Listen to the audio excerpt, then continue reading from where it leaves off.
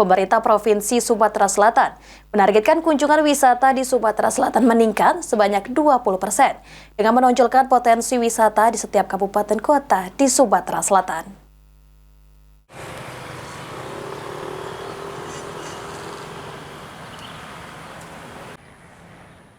Sumatera Selatan sebagai provinsi yang kaya akan keanekaragaman budaya, seni, serta destinasi wisata akan menjadi daya tarik wisatawan lokal maupun wisatawan Nusantara untuk datang ke Sumatera Selatan. Dengan potensi yang dimiliki Sumatera Selatan saat ini, nantinya akan dioptimalkan di setiap daerah, di 17 kabupaten kota yang dikemas dalam 271 event di tahun 2025.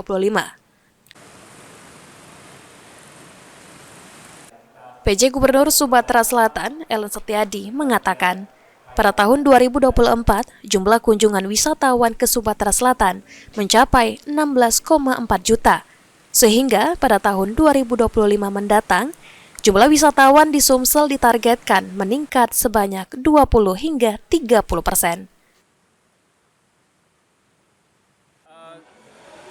Hitungannya sih belum persis ya, tetapi kalau dari sampai saat ini pariwisata di kita tuh sudah hampir 16,4 juta ya.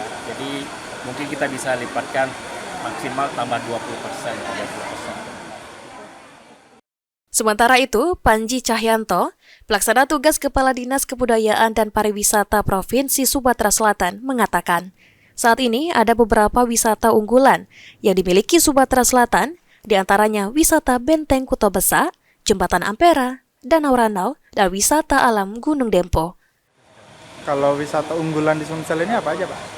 Jadi kita yang pertama yang store BKP Ampera itu, kemudian di Dempo, Gunung Dempo, kemudian Danau Ranau. Jadi ada 7 yang kita menjadi unggulan. Dengan meningkatnya wisatawan di Sumsel, diharapkan nantinya dapat berdampak pada meningkatnya perekonomian masyarakat di Sumatera Selatan. Eki Saputra, PAL TV.